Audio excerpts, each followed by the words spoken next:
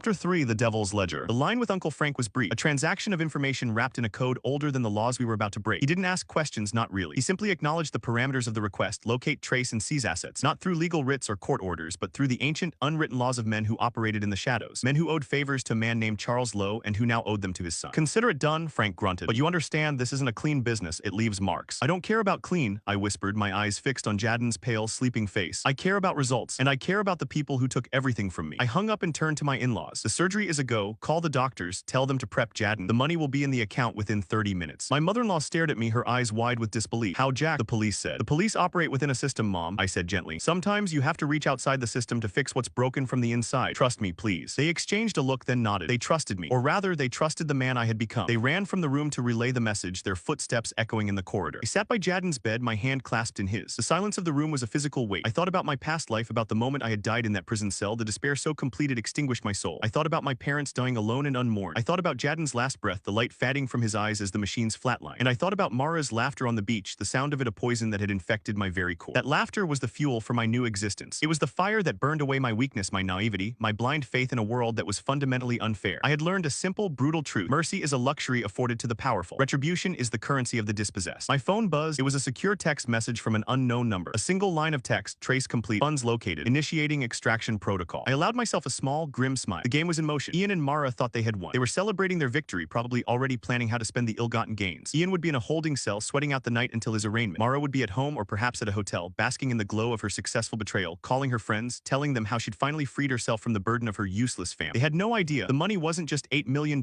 It was a digital ghost scattered across a dozen servers and hidden wallets. But Frank's network, a relic of a bygone era of organized crime, had teeth that could bite through firewalls and encryption. They would follow the digital trail not to recover it for restitution, but to seize it, to claim it, to redirect it. And I knew exactly where it was going. I pulled out another phone, a burner I had purchased earlier that day. I typed a message and sent it to a specific encrypted email address. The subject line was simple, Project Phoenix. The message read, funds recovered. Divert 100% to St. Jude Children's Research Hospital, Memphis, TN. Designate as anonymous donation from a grateful father. Allocate specifically for pediatric oncology surgical suites and post-op care units. Ensure immediate processing. St. Jude, the hospital that had saved countless children, including some of the ones my company had donated to in the past. It was a place of healing, of hope. It was the antithesis of everything Mara and Ian represented. By diverting the stolen fortune to them, I wasn't just punishing the thieves, I was transforming their sin into salvation. Their greed would fund the recovery of other children. Their crime would become a cure. It was the ultimate perversion of their intentions, a cosmic joke played at their expense. The phone buzzed again. This time it was a video call. I accepted it. On the screen, a grainy image of a man in a dimly lit room appeared. It was Ian in a temporary holding cell. He looked haggard, his hair disheveled, the smugness completely gone, replaced by a raw, animalistic fear. Jack, he screamed as soon as he saw me. You bastard, you set me up, you lied to the police. You're going to rot in jail for this, you hear me? You'll never